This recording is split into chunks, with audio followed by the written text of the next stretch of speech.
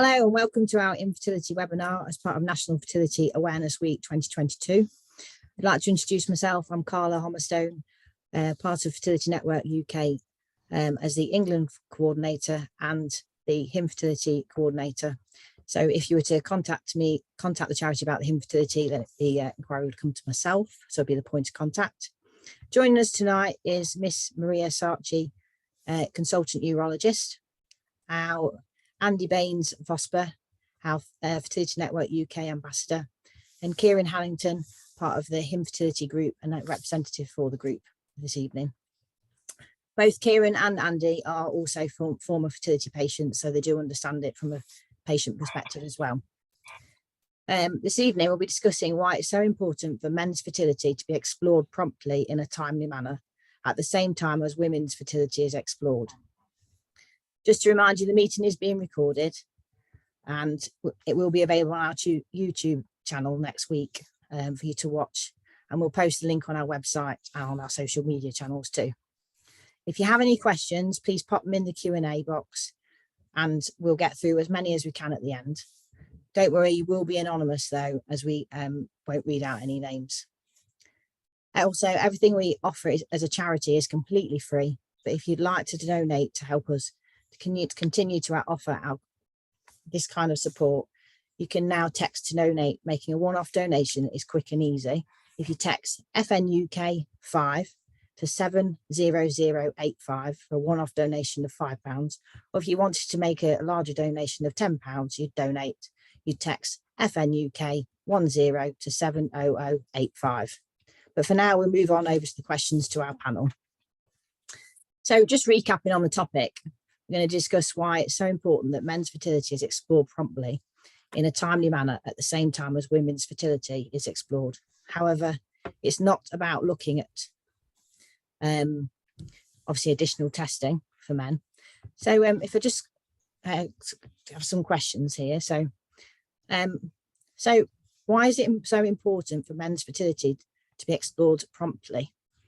And perhaps we'll go to Maria first on that. I think this is important because we're trying to avoid delay. So sometimes what can happen is the female partner is referred on, they are investigated, and then they reach the point of being referred for IVF, and then a semen analysis is done at that point for the male, and then identified that actually there are some parameters that are not within the normal range. And then it is at this point that then that male is referred on to a urologist or an andrologist, waiting for another 3 months or so for a new appointment. So I think it's more to firstly understand that infertility is not male or female. It's really important to understand that it's a couple's journey, and both should be investigated at the same time to avoid any delay. And that's why I think it's really important male fertility is investigated quite promptly. And perhaps Ciaran or Andy, how you feel, like why do you think it's so important it's explored promptly? I don't mind going on this one first.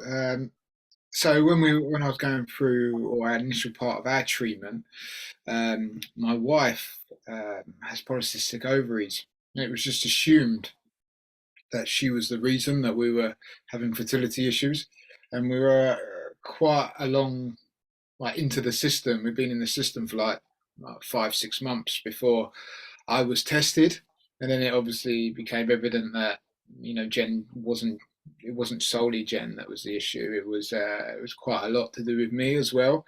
So I kind of agree with Maria. It's that case of not wasting time and getting straight to the point. If you test the patients at the same time, you're going to identify the cause and what's not causing it a lot more efficiently, and that saves time and also NHS funds, which are stretched at the best of times at the moment. So I think there's two reasons: for the couple themselves, but also for the efficiency of the NHS or whatever system it is in place, either it's private funded or anything. It saves money. Yeah, and Andy, what do you think with why it's important to men's fertility is explored promptly? I think I couldn't agree more with both. And I think there's also the added emotional sort of strain that it puts on individual and a relationship, and the longer that is taken to explore, the more impact it has, the more stress it brings, the more worry, the more anxiety, and on top of a time when, you know, especially going through fertility treatment through testing, you know, you want to try and minimize the stress and what's going on in your life, and it can be such I remember it very well as being an extremely draining experience, very much so, and just the quicker that you can get to root cause, the quicker we can start to look at next steps. But the longer it takes, the harder it is, and the more toll it takes, I think, on us as people. But what do you think the barriers are to this happening? Do you think men know enough about male fertility? Perhaps go to yourself, Maria, for that. I think Ciaran raised a really important point before in his experience, and sometimes we often think that there is a female factor, so therefore it must be, that should be the only cause that requires investigating. And that this can be a real barrier in understanding that actually in cases of infertility, you know, we think 50% is male and 50% is female, and so therefore it's really important that both are investigated simultaneously. And I think it's just maybe, you know, education of patients, but also healthcare professionals, to say that really at the start point, both should be investigated, irrespective of whether or not they have a background or a known background of risk factors that may cause their infertility. So I think that's probably the main barrier. Yeah, I think also you just perhaps touched on health professionals there, Maria, because our next question is, do health professionals not see fertility as a male issue? Do you feel like that's not seen, or?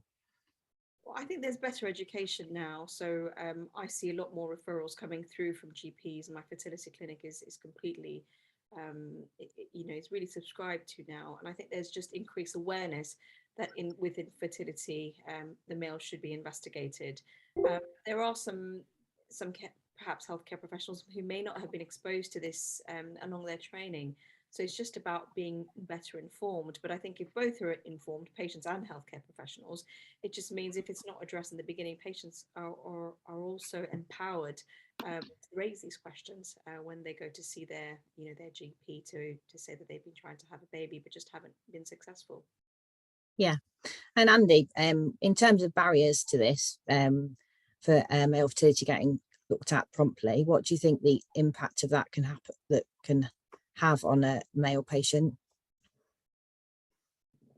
It's a significant amount of impact. I think, you know, for example, if I look at myself, we went through our fertility journey a number of years ago, and to this day I still don't quite know the reasons why I have the challenges that I do, and you can feel quite lost, and when you don't know what's going on, when it's not being looked at properly, it's a really sort of isolating feeling, I think, and not being done quick enough and not getting to the bottom of what that cause is.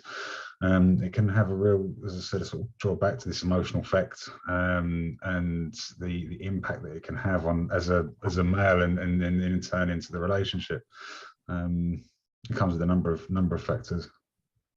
Yeah, and Ciaran, what do you think in terms of there's barriers for getting as a man investigated promptly that can occur? I agree with Maria regarding the education. I think, but that's not just like professionals. I don't think we talk about it enough in society. I remember being young and at school, and it was never brought up during lessons and things like that. But other things that will never impact me as a boy or as a man were. I think it needs to be looked at in that way, so that obviously these young men that are growing up now, if it does occur, they've got some kind of awareness of it. So I do quite a bit of work in my own school, just talking to the sixth formers and fifth form, just in the hope that they get that little bit of understanding that if it does happen to one of them, they're just more aware of it. I found that over the last few years, talking to health professionals and things like that, there is a lot more, I wouldn't say awareness because it was always there, but it seems to be more prominent. People are talking more about it, more aware of it, and Yeah, they're the main barrier. The main barriers I'd say is education, and as Andrew said, it's a massive thing in terms of your mental health. Like sometimes I think maybe men don't want to address it because it is such a big stigma to it, and also it kind of changes your status as a man in your head, if that makes sense. Like you can't do the one thing you're meant to do, and that's produce children. In the society that we live in, it's deemed that everyone can just do it. So yeah, education and also mental health, I'd say, the biggest barriers. Thank you. Maria, who are, if patients are looking, particularly obviously male, who are male fertility specialists? What are they called? So you can see either a urologist or an andrologist. The key is a urologist specializes in men's health, and this can be general systemic specialization, or you've got doctors who have a special interest in male fertility. So the key is just to make sure that you're referred to a urologist who has either a special interest in male fertility or an andrologist who specializes in men's sexual health, men's fertility. But usually, even if you did go to see a urologist and fertility was not something that they subspecialized in, you would get referred on. So to sort of reduce that delay, it's useful to request your GP to refer you on to a urologist with a special interest in male fertility or an andrologist. And are there enough urologists and andrologists in the UK who specialise in male fertility? That's a difficult question, Carla. So I tried to get the numbers actually just before this webinar, and I couldn't. Not everyone was aware of exactly how many there are, because there are a set number of andrologists that we have, and most of us are concentrated in and around the London area, but also some fantastic andrologists all over the country as well. But in terms of what we don't know is a number of urologists who've also had some training and who subspecialize in male fertility and are able to still deliver a really good service. And that's the numbers we don't get. But currently I work in Kenton Medway, and it's, there aren't. So I'm the only andrologist in the region, and the clinic is really overbooked. So definitely, I think we do need more, but it's just in terms of tapping in how many we actually have. I don't know the answer. Yeah, it's hard to quantify, isn't it? But I'm just going to ask you: do we need more urologists and andrologists? That that are going to specialise in male fertility? Because obviously we don't think we can't quantify, but maybe it is that we don't have enough in the UK. I think it's just about making sure that there are good referral pathways in place for certain regions. Some regions will have an excellent referral pathway for their fertility patients. Some regions don't, and those patients really struggle to access good fertility care and good fertility support. So I think the real emphasis should be on ensuring that there are, even if there is not a urologist or an andrologist particularly in their local postcode, it's just making sure that they are able to access a formal referral pathway that will allow them to be adequately assessed. Yeah, and also saying once a man, at what point would a male patient be referred perhaps to a urologist or an andrologist? When would that be required? So usually as soon as a GP would do a semen analysis, and if there was anything on there that was not within the normal range, then that would be referral onwards. Okay. What do men need to know about their fertility in order to get the care they need? So just sort of touched a little bit on that, but we've also got, obviously, you've got the stigma side of it too, and not wanting to talk about it. So we've got a mixture of sort of the medical, what do they need to know as a man? And then we've obviously got the emotional and the stigma side of it. So if we go on the medical side first, because we already just touched on that, Maria. So what do men need to know about their fertility in order to get the right care? I think it's important to start with a semen analysis. Just get a baseline investigation. If you've been trying to have a baby at least for a year, you're having sex regularly, and just not able to achieve natural conception, is request a semen analysis to see, are there any variations in the parameters that are not within the normal range.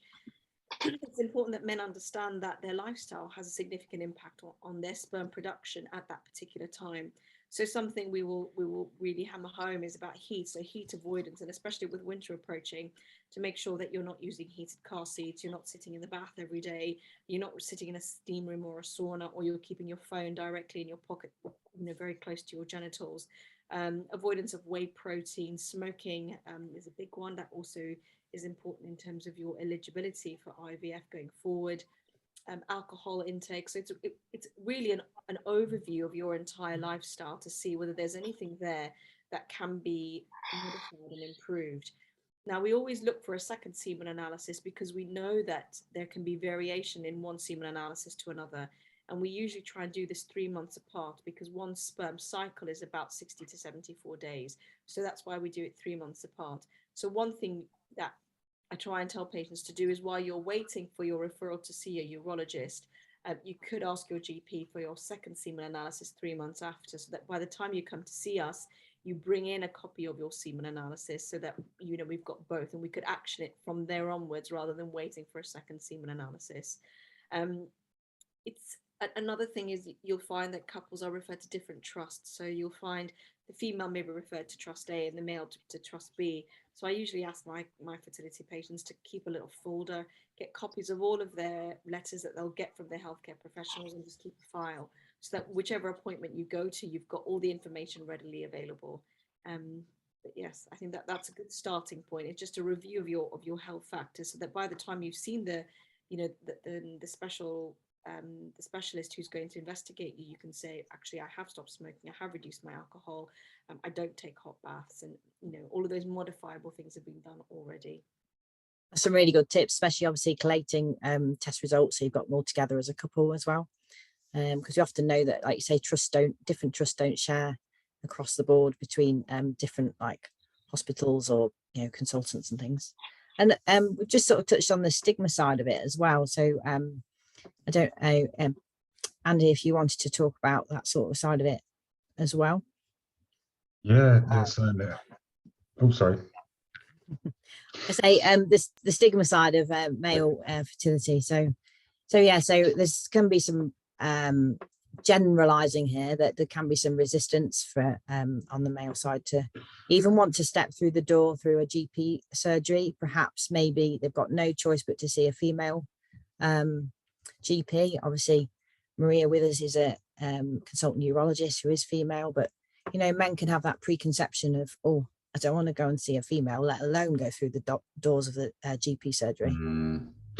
I think, yeah, I mean, the stigma side of it is very, very real, and it comes at all stages. And I think first and foremost about going through any sort of fertility test is, one, to know that it is scary, it is worrying, and as Ciaran said, you may possibly find out that you can't do the one thing that you think you should be able to do, and especially the guilt and there's a lot of emotions that come with it throughout the whole journey, but especially at the testing part, it's so important, I think, to know that although you might feel very isolated, very, very lonely at the time, because I think, and again, not generalizing here, but I think a lot of us men might choose to sort of withdraw into ourselves rather than talk about what's going on. And I remember it well. So obviously my wife then had a lot of close friends around her talking about the journey, and I did the opposite, didn't really talk to anybody about it. And you can feel a very lonely place going through that initial testing phase and the worry of finding out. But I think it's just realizing that it's okay, and that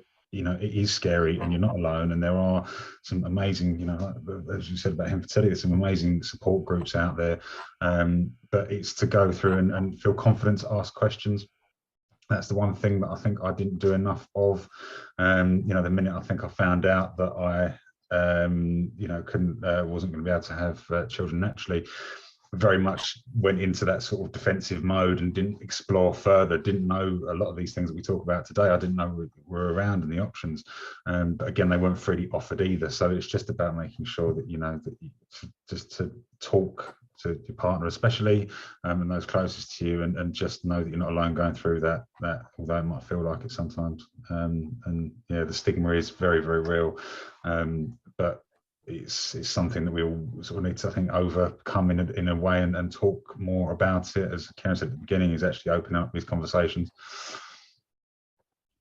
Yeah, and Ciaran, how do you feel about sort of like the from your perspective, the stigma side of it, some men don't want to talk about it, and also the going through, trying to think to go back through your journey about going through to the GP, and that sort of can be quite daunting for men.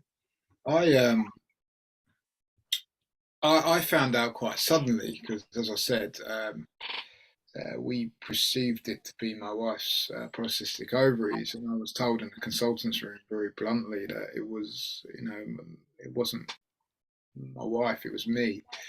So it was a bit of a shock for me. So I didn't really kind of get the initial. I went and was tested, thinking it would all be fine.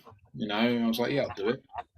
It was after that, once I got the kind of the first semen analysis. Yeah, the stigma's real. Like you don't want to go.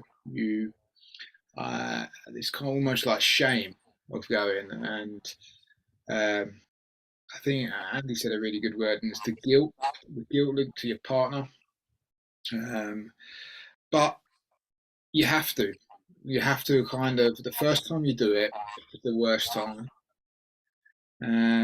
But it's so important to see through that, to see over that stigma and make that first step. I found myself on my own dealing with it because society wasn't set up to kind of talk about it for men. And my wife had a lot of support. I didn't. So that was where the stigma was evident for me. Yeah, it's a very real thing. But the best advice I can give to someone is the best thing they can do is to take that first step, even though how hard it is. Once you've taken that step and you've been to the doctors, you're on the journey, you're on that path that you need to be on.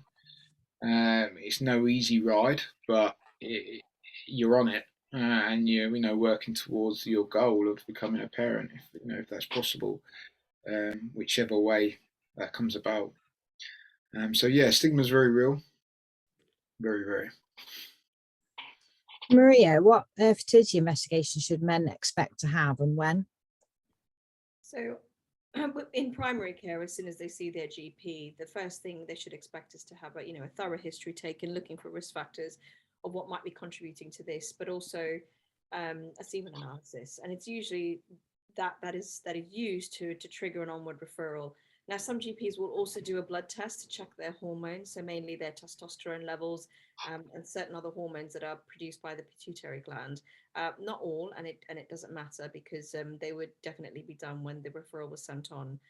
When they come to see a urologist or an andrologist, then they should expect to either have a second semen analysis if a second one hasn't been done already, and the blood tests. Now, the blood tests, again, if you're having these done in primary care, just make sure that it's done between 7 and 11 a.m. and fasted, because if it's not done, and if it's done in the afternoon, it would be repeated. So that's just a tip to say, if your GP is going to check your testosterone, just make sure you have it done between 7 and 11 a.m. and fasted.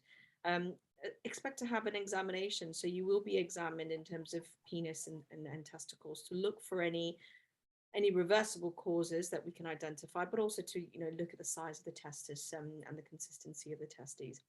And I really encourage both the male and the female to come to these appointments. Like both Ciaran and Andy have raised, there's a lot of stigma around this, and I think it can put a lot of strain on relationships. And I've heard men come and tell me how difficult they found it, especially that they can't produce a child, and they can't understand why, and their partner can't understand why. But actually, if you do attend appointments together, then you both are given the same amount of information and you hear the same message, and I think that leads to a greater understanding between both the male and the female partner within the couple. I think you've perhaps answered my next question, Maria, is that what options are there once a man has a semen analysis test and the results are found to be abnormal? But I think you've possibly summed up that already, unless you've got anything else to add.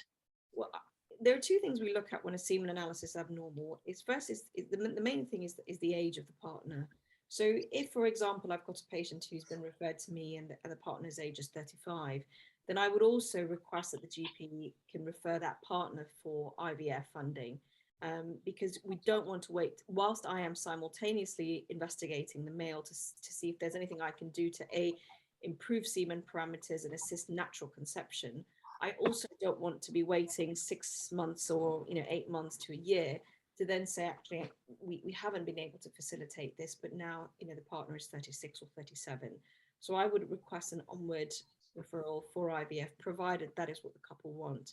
Now, the other thing a couple would expect is, say, for example, the partner is 23, then of course we've got a lot more time that we can take in terms of determining whether there is a reversible cause and whether we can really maximize chances for natural conception. So it's just about having those thoughts in the back of their minds to make sure that if IVF is broached during these conversations, it's not to say that actually you've got no options. It's just to say that we really want to try and maximize your chances of having a baby, whether it be through assisted reproductive techniques or through natural conception. Yeah, and assuming clinically, when the semen analysis is done and the results aren't quite within the correct ranges, is it clinically known as an abnormal semen analysis? Yes, correct. So we would call it an abnormal semen analysis.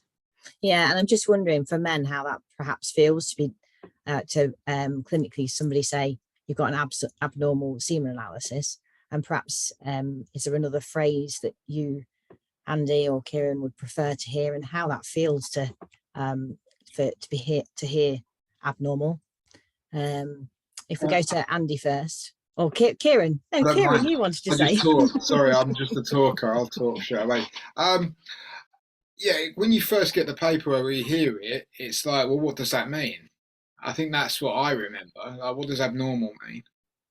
And one aspect, I understand why it's like that, because actually, if I've got the results, say, sometimes you get them over the phone, however you get them. But it would be, I would prefer to have a bit more specifics involved. So, yes, it's abnormal, but it's this as well. So it might be that it's just slightly suboptimal, that kind of where it's not quite where it needs to be, but it's not as bad as you might initially think, if that makes sense. But on the other hand, if it is a serious case of you're infertile, that needs to be put on there as well. There's no sperm. Not just abnormal. I think that sometimes that when you hear that word, you just don't know. So it causes that anxiety and the emotion links the whole process to stir up. So yeah, that's my opinion. I understand why they put it, but more clarification quicker, maybe what abnormal means would be suit I think men a lot better, because then you're getting an answer. What does abnormal mean? And to you, Ciaran, how does it make you feel hearing abnormal for your results? I think it's sometimes it's not what you say, but it's potentially how you say it as well. I think there's a big difference. I mean, as Ciaran said, I think sometimes there might not be another way to say it, but it's still it's not a nice word at any, whenever we call anything abnormal, there's a negative context, and it's going to be in this context. But I think it's so right in terms of it's how it's said and what comes either side of that, and how the message is delivered. I think you sort of take into effect various things like male factor pride, those sort of things that keep those inherent beliefs that a lot of us have in terms of what we do, and to be told you're abnormal, sometimes it's how that message is delivered, because sometimes that might be the only word you actually hear at the time, and it invokes a lot of anxiety, as Ciaran said, a lot of worry, and so it really matters in terms of what comes after that sentence, and how it's delivered, and it's important to be done with that sort of empathetic side, because it can feel like the world has come crashing down from that minute you find out. And obviously, if you don't understand, and because it is very much in a medical context, it's to people that have no, to most of us really, like any of us that go through this, don't have that sort of knowledge, and what that means and what comes next. It can feel like the rug's been pulled out from underneath you, and that word is sort of can sort of dig deep, I think, and it can really affect us. So yeah, I think as much as it might not be able to be said in another way, I mean, I hope that there might be other ways in which it could be said, but medically, if not, then I think it's very much on how it's explained and what comes next. Yeah, and I think it's important to say, even though that test results can be abnormal, you are a normal person. It's nothing, Yes. But yeah, I do like Kieran's phrase of suboptimal. I think that's quite a good one. I think Obviously, it depends on the severity of it, doesn't it? Andy made a good point. It's about whatever the result is how it's put across. What comes before, then it's delivered, and what comes after. Because the abnormal parameters are very big. You can be slightly underneath that marker, and it's an abnormal one. It's an abnormal result. So yeah, I totally agree with Andy there. we do, yeah. Go on, Andy. No, I was just. I remember the way it was delivered to me was so matter of fact. So this is the result, and I know that unfortunately that was the result. It was just, I think it's, as I said, it's very much, it can really leave that lasting impression, because that could almost, I think, especially when we were going through it, that almost, I'm trying to think of the right way of saying it. I thought that's how the rest of the experience would be, very, very matter of fact, very sort of emotionless, and it sort of set the rest of the journey up in quite a negative way for me, because I thought that, oh well, okay, so it's just, this is it, and off we go on the journey. But didn't feel like there was, I felt very isolated in that moment, but without any sort of feeling that I wasn't on my own, just through that delivery. Yeah, and I suppose at that point for both of you, that if support had been out there or offered, or there'd been something like the infertility group, that would have been invaluable to both of you, it sounds like, as well. Yeah, definitely at that point. Yeah.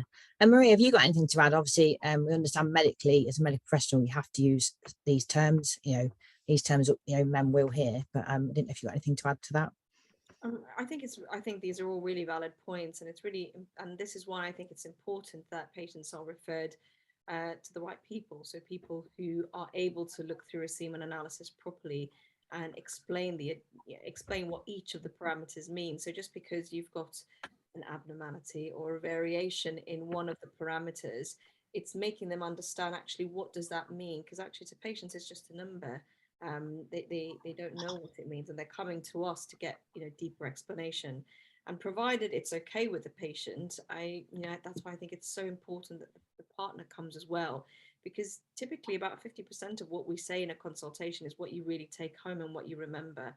And hopefully your partner or whoever you bring to the appointment will be able to substitute all of the things that you may have forgotten. So you're explaining it to two people who hopefully will have a deeper understanding, and then it sort of sets the road ahead for what that couple's journey is going to be like. So if they've got a really open, honest conversation about, this is the problem, these are the investigations I need to do, and provided that these come back as so and so, then these are the management options that you've got. So you have that really good initial consultation where patients are informed of what the concerns are, and they also have the opportunity to ask questions. Yeah, and you're obviously touching on being a couple going together to the appointment, which is great. If they have the opportunity to do that, I think that being there for each other is really, really important. Perhaps you could think, oh, I'm only going for my results today, I'll go on my own, I'll be okay. But actually, like Maria says, it's really important that you're there as a couple to support each other as well. So that touches on our next question, is perhaps aimed at sort of Ciaran and Andy with this one, on the emotional side of it. But what is the impact, both emotionally in relationships, finding out being diagnosed with male infertility? And I paused that time because I didn't want to jump in. So I'll go first. I'm fine with that. So it's going back to that feel of guilt. Like, guilt is massive if you are the reason that you're going through this. As a man, I remember thinking my wife is doing all this to her body because of me. So all the injections, all the tests, all the egg collection, everything like that wouldn't be happening necessarily if I didn't have my issues. I remember having emotions linked to it and a very clear conversation with my wife because of my guilt. Basically, that if she felt that she wanted a baby naturally, it was that conversation of, do we separate as a couple? It put so much stress on us that it was like, well, I want this conversation. I'm very lucky and fortunate that my wife loves me and stayed with me, and we it made us stronger more than anything. But I know for a lot of couples, it breaks it down, and it's very, very difficult. Not because they don't love each other or care for each other anymore. It's just such a complex situation to be in, and one that you can do all the talking in the world about it. You don't know how you're going to respond or how you respond until you actually experience it. Um, so yeah, a massive amount of impact. I was very lucky, but I know that a lot of men feel a lot of guilt, and relationships really struggle because of it. And Andy, how would you answer that question in terms of mean, relationships? just listening to Ciaran, it's I mean, I was getting, it sort of goes by listening to you in terms of just hearing it from you know, and don't get me wrong, I've spoken to men about this before, but it's incredible the power of just hearing, and this is the sharing of experiences, and appreciate that because it's, you know, so similar. You know, the guilt is huge, and I don't think you expect it to be like that, and it hits you at unexpected times, like you know, when we're going through the journey and things like baby showers, it just seemed that every week people around us were having baby showers, and so, you know, and then I felt so guilty because I saw the emotional impact it had on my wife, because, you know, admittedly it was like my wife's friends that were going through it, and saw her social circle decrease because she was struggling to cope with it at the time, and to, you know, and obviously family members were getting pregnant, and it just felt, and I think that's obviously because we're focusing on it so much, it felt like it was all around us, and it had such an impact. And then I felt so guilty all the time that it was me that was causing this. And as Ciaran said, you know, you sort of go through the treatment and think, you know, my really and truly my role in the treatment was, you know, it was over, you know, there wasn't much to it, but seeing my wife go through the treatment and the hormone and I think my self-worth took a massive hit during that period. It felt very shameful, and I think, and I always feel, again, another bit of guilt here, but I always look back and feel really guilty for the way I potentially dealt with that, because I think at times I got very defensive. The longer it went on for and the worse it got, and the more I saw my wife upset, I'm very guilty, I think, of becoming quite defensive over it, because after a while I was thought, well, am I not enough? Is what we've got not enough? You know, and you then start to, but it was all misplaced emotions that that I was taking out and making something in my head because I wasn't talking to her about how I felt, and she didn't understand, so it had that emotional impact on the both of us, because, you know, I think at times I was quite difficult because of the guilt, the shame, the self-worth, everything else. And yeah, it's just incredible, and as I could talk about this for a while, but things like you said, the jealousy that comes with it, of seeing other couples and other people having you know, children, and the impact it has on social life, it just, I don't think people that realize quite what impact it has on every element of your being and your life when you're going through something like that, unless you've actually gone through it and seen that emotional toll, because it's you know, it's huge. It really is. And as I said, I look back on it and I've got a lot of regrets in the way I acted, but that was my own pride and my own self-esteem, and, you know, and me not talking to my wife about how badly I felt, and, you know, but yeah. So I could talk a while about that. Yeah, it's such a huge topic, really, on the emotional side. I think people don't realise, and like you say, how it widens, just not just within you, you know, as a couple, how it affects life throughout, and even slightly like wider family as well. They can see that you're, you know, if you've told them you're going through it, how much, you know, hurt and things it can cause, and reaching out for support and perhaps counselling can help as well. But I suppose men men are deemed that, don't reach out always for counselling or support, perhaps. But I think we have to remember it is there and it is available now. Yeah, it was massive for me, counselling. I didn't really come to terms with everything, my emotions, my deep emotions linked to it all, until I had some counselling when I was at Bourne Hall. I had some counselling there. I had 6 sessions, and I said earlier to someone else, I said it literally changed my life. That counselling. I don't know how I would have got through how I was feeling at the time without it. But we're going back like 8 years or so. There was no infertility. There was no support groups. There was nothing.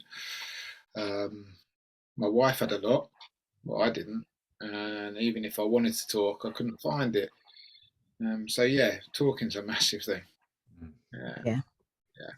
It's interesting, isn't it? You say that, Ciaran, about that. The sort of, I felt exactly the same thing. It felt like my wife had all the support around her, and I think again, it's very much that I suppose that stigma of for example, her friends were quite confident and comfortable in reaching out and saying, "How are you? Tell me what's going on. How have you been?" But through no fault of my friends, and at the time, blokes don't really know how to have that conversation with someone that's going through it. You don't know how to turn around someone and go, "God, it must be really, really hard for you right now. How are you feeling?" You sort of try and put that joke on it, and I remember a lot of people did that, and you get that sort of the sort of the firing blanks jokes, or the various bits and pieces I had that at work and at friends, and outside you sort of laugh at it, and but inside it's devastating. And then it makes you want to talk less because of it. Yeah, like the more not bad responses but stupid responses you get, the less willing you are to talk. And it comes down to the fact as well that my wife had loads of support, which is fantastic for her. But it was almost like, but we're going through this because of me. Where's my support? Yeah, it's just deep. It's just deep. It's a feeling that will stay with me forever. It's something that it will never go away. That feeling of, well, I don't quite work right. Yeah, support, but it's on the increase now, and that's why we're here, and that's why we're talking. So it's got to look at the positives. Infertility is an incredible support group now for so many men. So yeah, hopefully those days where guys have not got no support have gone. They can find it now. I definitely agree. You'd hope that now, like there's more talk about fertility as a whole and the male side, that they can now find the support through Infertility, through Fertility Network as a charity, and how important it is for men as well. We could talk about the emotional side quite a lot, I think, but it's quite a huge topic to talk about. But it's great that obviously Ciaran and Andy are being so open and everything, and helping others to understand that they're not alone with all this.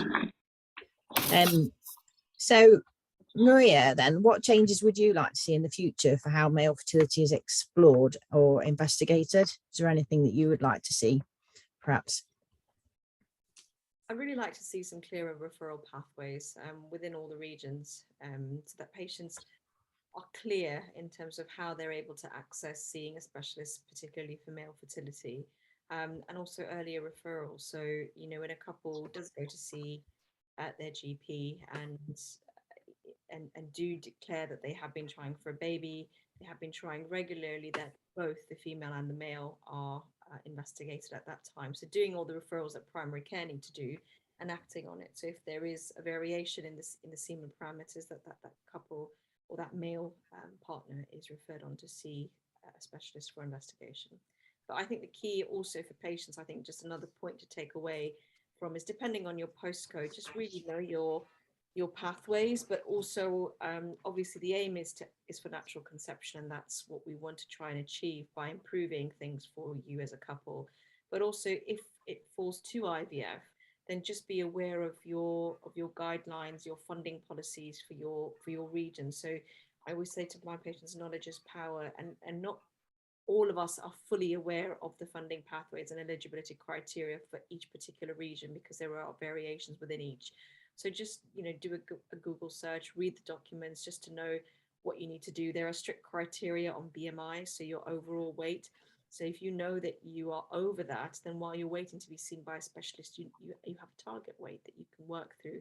So it's just all of these little things that a couple can do to try and reduce the waiting time, so that when they do get to see a specialist, it's just moving forward on their journey rather than coming to a pause where they have more targets to meet and then restarting again, if that makes sense. Yeah, it does. And obviously we all know that on a fertility journey there's a lot of waiting, and as Maria said about all the there's tips and along the way about how you can sort of move forward with your journey instead of like getting to one bit and then having to do another bit. And obviously you've touched on like the NHS criteria to access funding and things. That's all great tips. So in terms of support then, sort of reverting back to the support side, what support is available to men going through any fertility journey? So obviously we've touched on the infertility support group. They meet via Zoom once a month, and that's free and available, as I know. But I mean, I've not accessed the support on the infertility side. So Ciaran, obviously you've accessed the group. How helpful has it been? Oh, it's massively helpful. It's even if it just makes you feel not alone. I think that's the biggest thing I kind of get from men that come along. When you're first diagnosed, you generally you kind of get this feeling that you are on your own, and the infertility group is such a fantastic, like, informal environment that if guys don't want to get involved in terms of if they want to just sit and listen with their camera off, they can do. No one's going to be like, oh, Ciaran's come today, he's new. It doesn't happen like that. Yeah, people volunteer what they want to put forward. There's no pressure. You can come for, a year, 2 years and not say anything and just listen. And if that's the type of support that you need to access, then that's right for you. Some people want to come straight on and want to talk because they've got the results and they don't know what they mean. It's come through as abnormal and they've got this number, they want to talk about it. And there's obviously we have guests on, and we have like Ian Stones who talks. Obviously he runs the group along with Toby, and Michael helps out, and there's a lot of knowledge in that group, and it can really answer some deep-seated questions that people need answering. So I wish I'd had it when I was going through mine. I really do. But now it's fantastic to be part of the group and be able to support men as much as possible.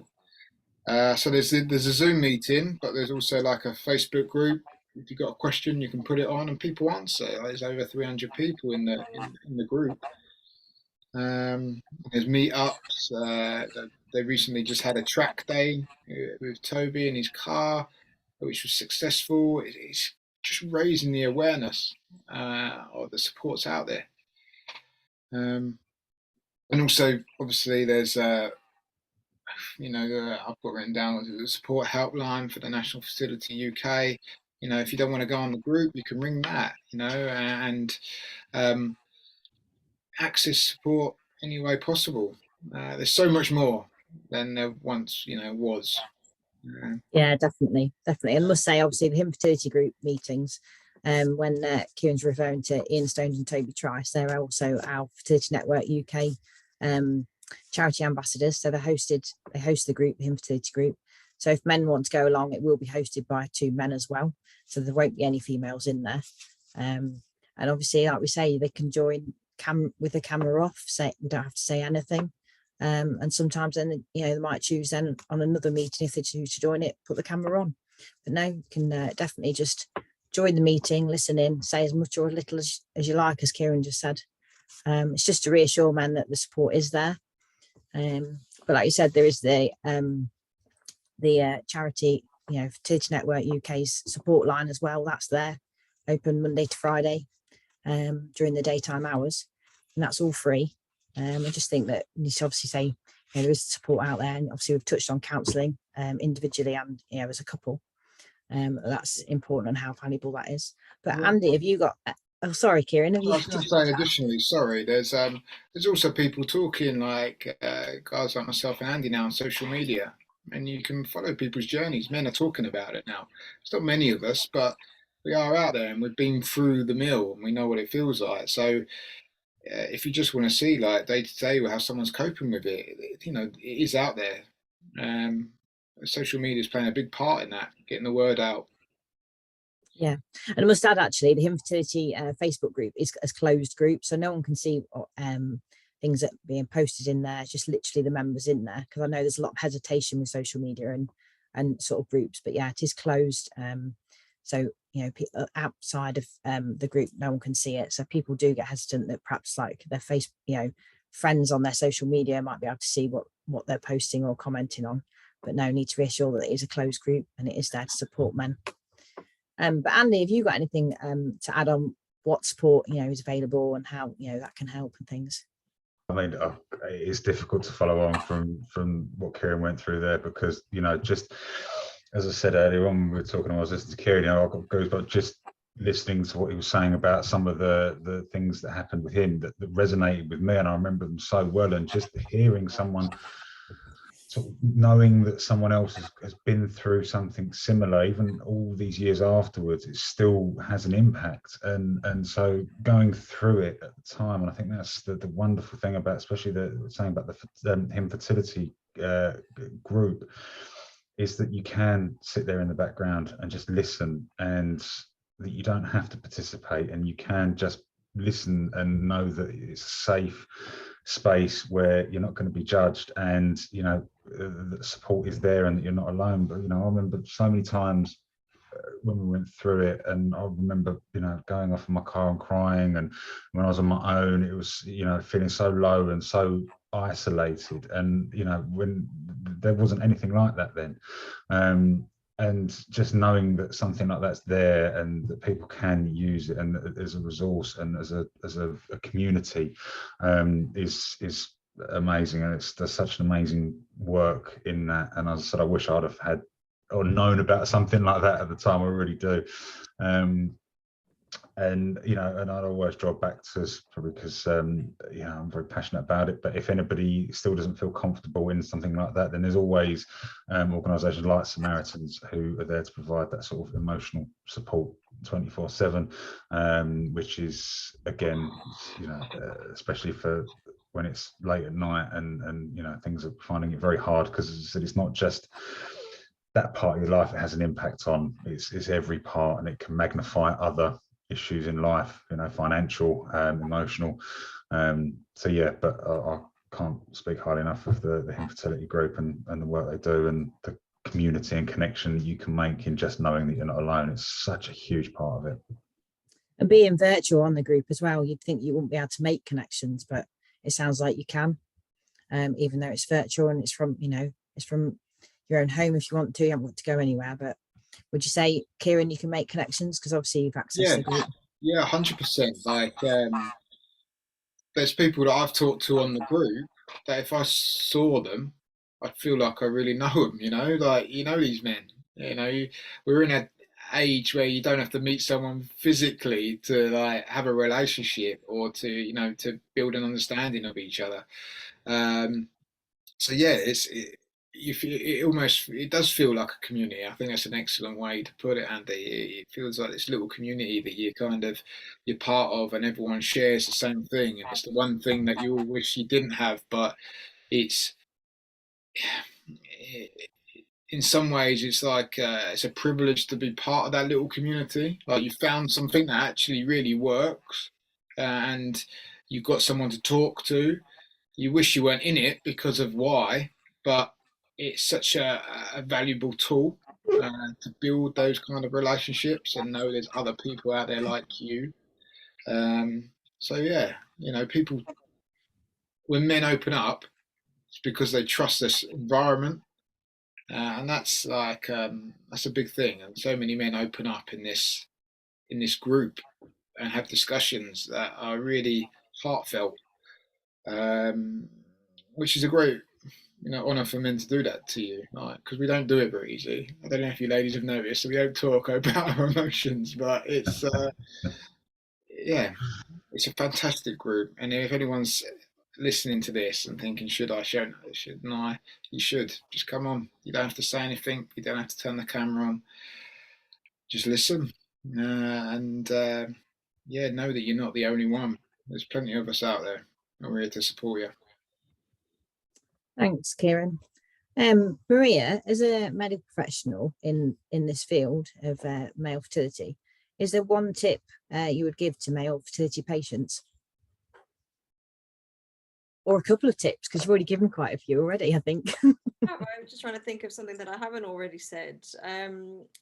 No, I think just review, the obvious things when you're having sex, making sure that you're not using lubricants, that you are having sex regularly. It can be very difficult for working couples, but when you are really trying to conceive, it's just knowing that you are covering a full ovulation cycle, to make sure that you've really given it a good shot. Stress is an unbelievable factor in all of this, and can make natural conception very difficult.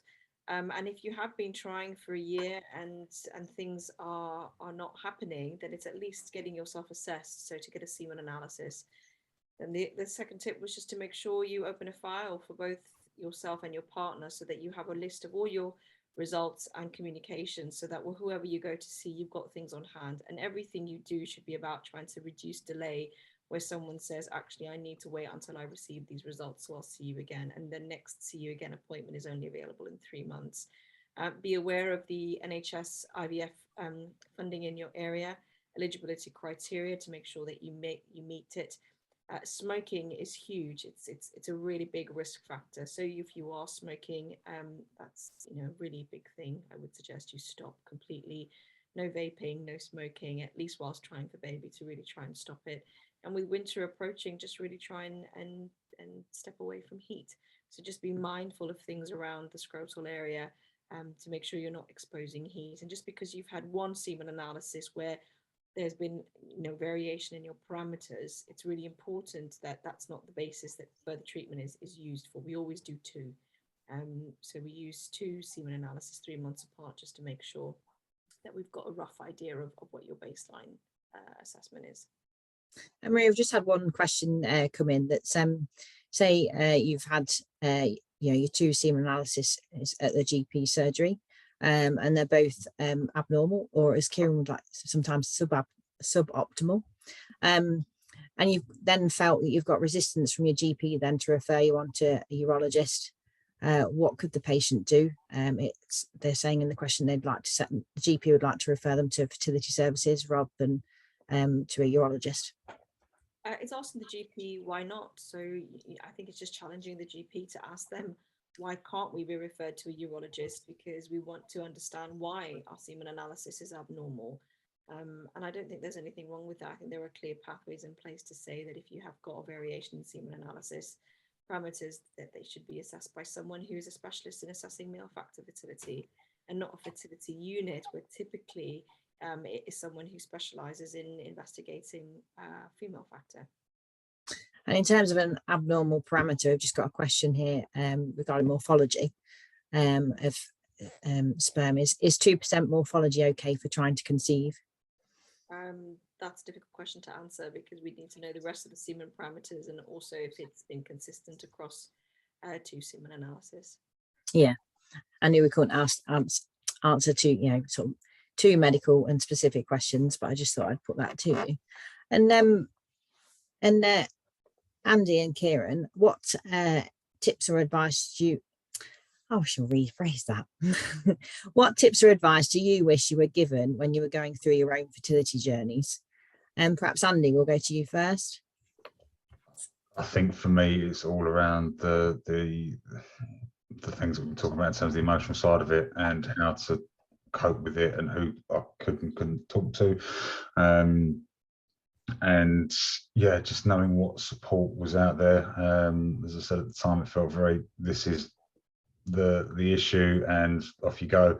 And I wish I'd have known more about what support was there, and that I wasn't on my own with it all.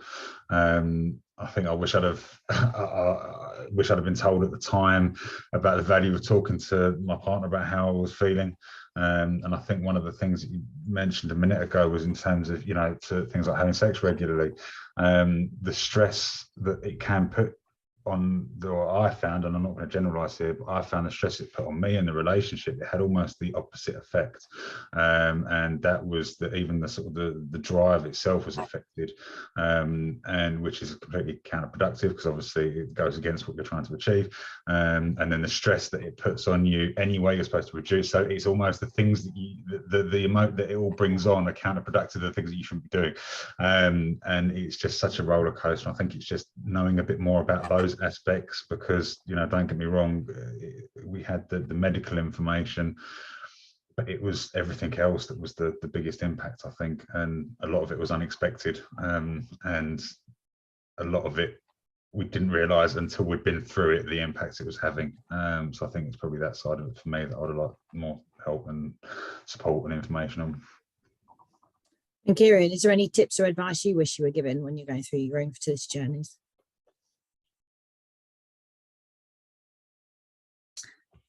Ciaran's not realised on mute. Sorry. I turned it off because my chair's squeaky and it's annoying. I agree with Andy, like in terms of the emotional kind of how you're gonna how are you gonna deal with this needs. I wish I'd had more guidance with. Additionally, like I was told that I needed to lose a bit of weight and change my diet and things like that, and there wasn't really anything. You know, I was just told it. For the latter part of our journey, we went private, and I would have liked a bit more guidance on that. You know, that kind of, well, this is where you can go for this, and this is where you can go for that.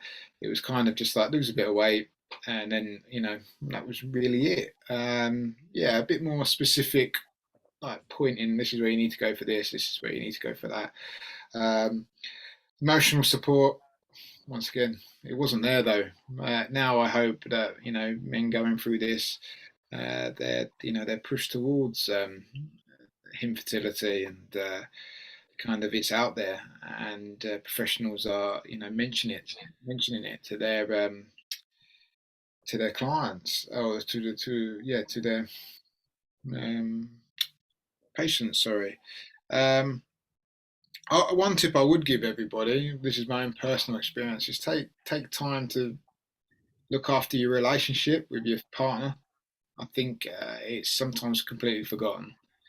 You know, you do lose that intimacy. You suddenly become very stressed about making sure you're doing everything right to make sure that you're in optimal, you know, health and whatever. And I think that as important as having a child is for some, it's important that you have a solid relationship while you're doing that. So take time to be a couple and enjoy each other's company, not just stress all the time. That's a bit of personal, you know, tip I would give someone going through a stressful situation. And last question, Maria, what changes would you like to see in the future for male fertility?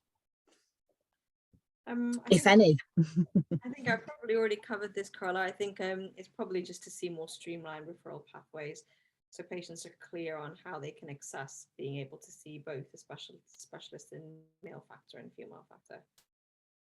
And Ciaran and Andy, have you got anything to add that about any changes you'd like to see in the future for male fertility?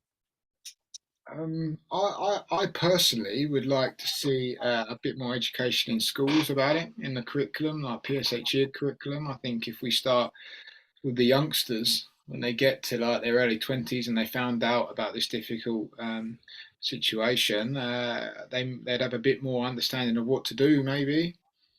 Maybe also, I don't know how it would be done. I don't know even if it's possible, but, you know, at a certain age, young girls are checked for, you know, specific conditions. You know, they have their smears, they have those kind of things. So something along those lines. So young men that are looking to have children, you know, have an analysis, like have some kind of check that it sees what's going on, so it's not sudden surprise. You know, so it can be managed and addressed properly.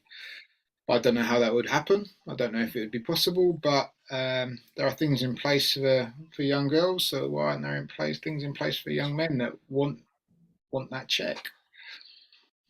Andy, have you got anything to add to that, or do you think Ciaran summarised with that? Or I think again, yeah, without a doubt, and I think for me, I think there's just more awareness in general from a male perspective.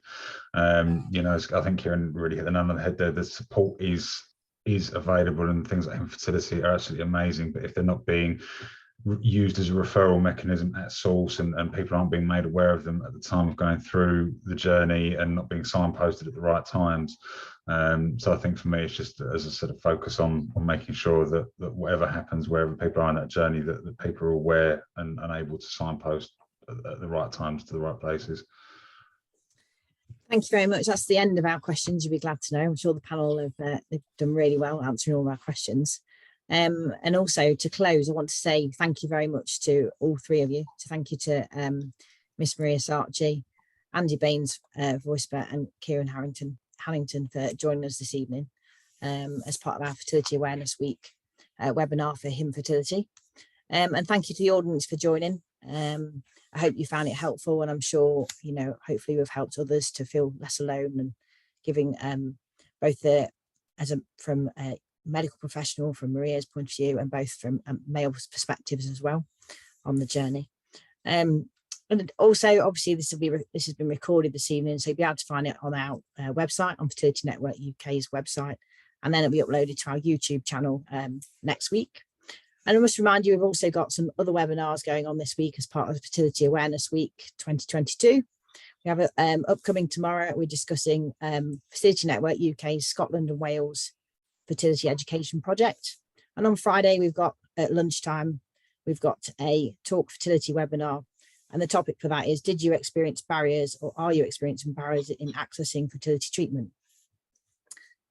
Obviously, this is a infertility webinar.